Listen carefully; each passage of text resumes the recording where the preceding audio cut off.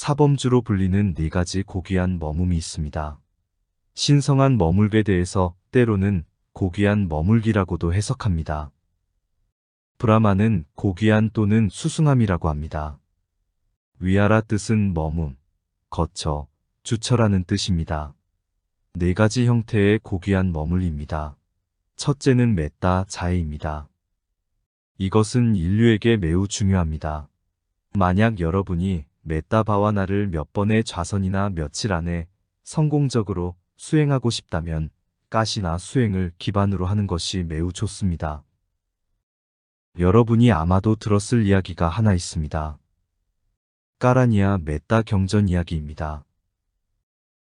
그 경전은 500명의 비쿠에 대한 이야기입니다.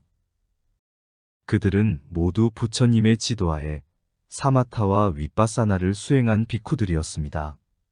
그들은 사마타 윗바사나를 성공적으로 수행했었습니다.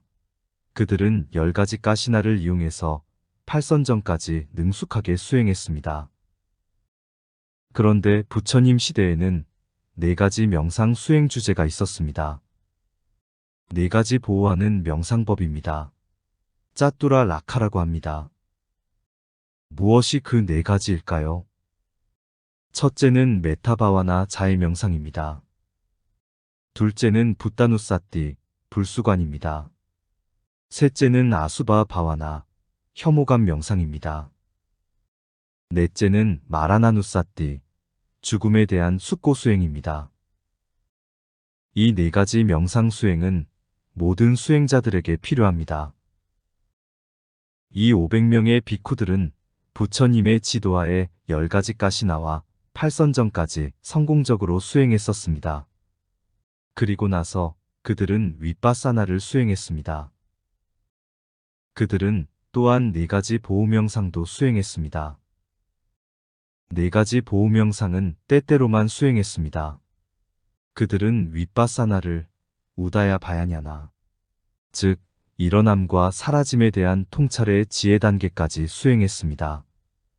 그들은 완전하게 첫 번째 성스러운 진리인 고통, 궁극적인 정신과 물질을 볼 수 있었습니다. 그들은 또한 직접적으로 두 번째 성스러운 진리인 고통의 원인 사무다야 사자에 관한 진리를 보았습니다. 이 두 성스러운 진리가 바로 윗바사나 통찰지 수행의 대상입니다. 그래서 그들은 이 두 성스러운 진리를 아니짜, 두카, 아나따로 우다야 바야냐나 단계까지 통찰 수행했습니다. 그래서 그들은 숲으로 갔습니다. 그들은 그곳에서 부지런히 윗바사나를 수행을 했습니다. 그들은 메따 수행과 붓다누사띠와 혐오감 명상과 백골관을 강조하지 않았습니다. 부처님 당시에는 많은 비쿠들이 있었고 그들은 매우 빨리 아라한이 되고자 했습니다. 그들은 자신의 성취를 부처님 앞에서 보고했습니다. 부처님이 대열반을 이루시기 전에 아라한이 되고자 했습니다. 그래서 그들은 10가지 가시나 수행과 팔선정을 기반으로 해서 윗바사나 수행만을 강조하여 부지런히 수행했습니다. 그들은 개가 매우 청정했습니다. 그래서 개가 청정한 500명의 비쿠가 나무 뿌리 쪽에 살고 있었기 때문에 나무 위에 있는 궁전에 살고 있는 천신들은 그곳에 살 수가 없었습니다. 왜냐하면 천신들은 개가 청정한 비쿠들의 머리 위에 살 수가 없기 때문입니다. 그들은 낮은 등급의 천신들이었는데 비쿠들이 이 숲에서 돌아가기를 기다리며 그들의 자녀를 데리고 이곳저곳을 방황해야만 했습니다. 천신들은 비쿠들이 우한 이전에 돌아가기를 희망했습니다. 그러나 그들은 돌아가지 않았습니다. 그래서 천신들은 이 비쿠들을 놀라게 했습니다. 그들은 공포스러운 모습을 보여주기도 하고 나쁜 냄새를 풍기기도 하고 공포스러운 소리를 지르기도 했습니다. 그래서 비쿠들은 두려움에 떨게 되었습니다. 그들은 잘 쉬지도 못했고 수행도 잘할 수 없었습니다. 그래서 그들은 이 문제에 대해서 서로 논의한 다음 부처님께 돌아가기로 했습니다. 2번의 와사가 있기 때문에 만약에 첫 번째 와사를 지키지 못하면 두 번째 와사를 지낼 수 있어서 그들은 부처님께 어떤 다른 장소에서 지낼 수 있도록 허락을 받으려고 갔습니다. 부처님께서는 그들이 오직 그 숲에서 수행을 계속해야 아라한과를 얻을 것을 아셨습니다. 무슨 이유 때문인지는 잘 모릅니다. 그 이유에 대해서 경전에는 언급이 되어 있지 않습니다. 아마도 그들은 전생에 그 숲에서 바라미를 쌓았을지도 모릅니다. 그래서 부처님께서는 그들에게 까라니아, 메따 숫다를 가르치셨습니다. 그 경전에서 부처님은 첫 번째 시작하는 메따를 이와 같이 가르치셨습니다. 모든 존재들이 평안하고 행복하기를. 이 구절은 초심자에게 해당되지 않고 자의 선정을 이미 수행한 사람들에게 해당됩니다. 왜 부처님께서는 이것을 그들에게 가르치셨을까요? 왜냐하면 그들은 이미 그 전에 자의 선정을 수행했기 때문입니다. 그러나 그들은 메따 선정을 크게 강조하지 않았습니다. 왜 그들은 강조하지 않았을까요? 그들은 아라한과를 매우 빨리 성취하고 싶었기 때문입니다. 그런 이유로 그들은 사마타 윗바사나를 직접적으로 수행했습니다. 그래서 이미 자의 선정을 닦은 사람만이 메따 숫다에 언급된 이 구절을 이용하여 자의 명상을 수행할 수 있습니다. 모든 존재가 위험에서 벗어나기를, 모든 존재가 행복하기를. 이런 방식으로 자해를 보내는 것도 자의 삼매를 성취할 수 있습니다. 그러나 이미 자의 선정을 획득한 사람이어야 합니다. 그러면 우리는 어떻게 수행해야 할까요?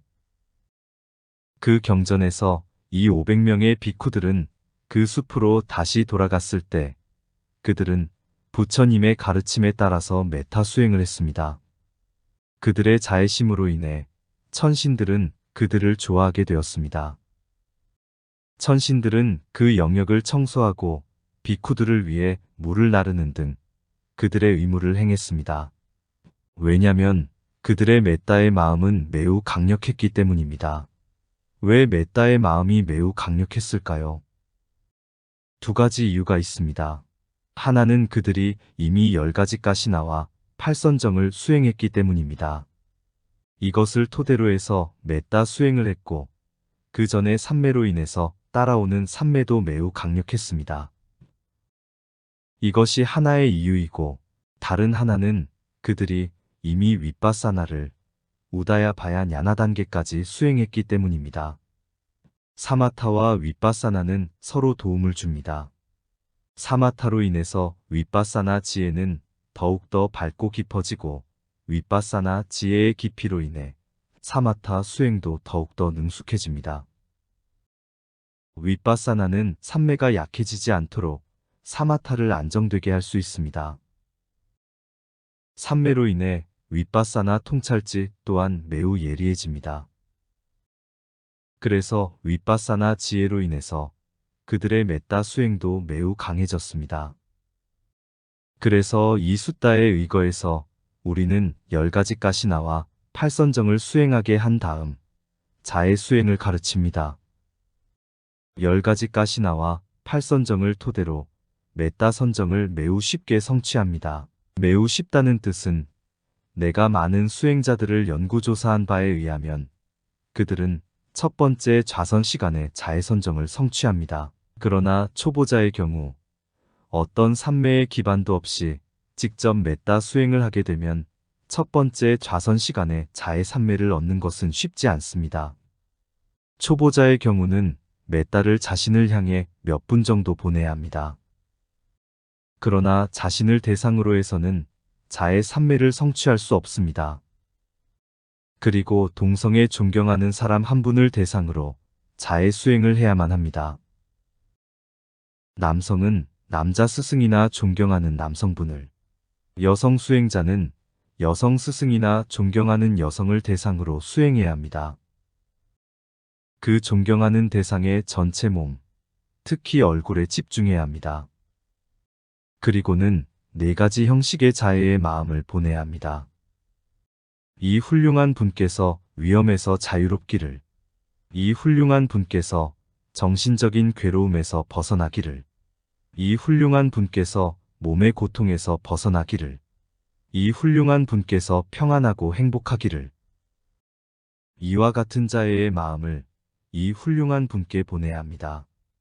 이와 같이 4가지 방법으로 자의 마음을 2~3번 정도 보낸 다음 이 중에서 하나의 구절을 선택합니다.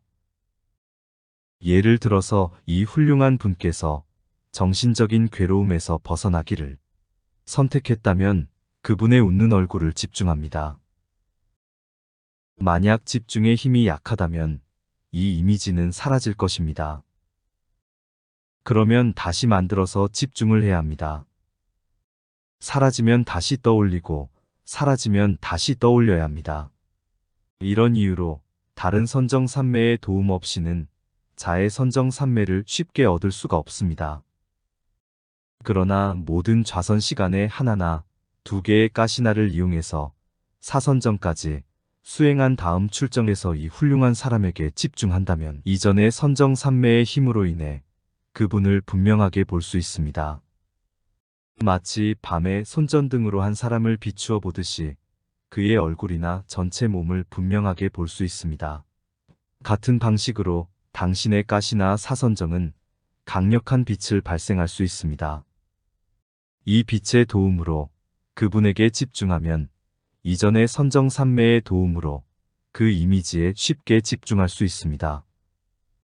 그러면 이 이미지를 대상으로 자애의 마음을 보내야 합니다.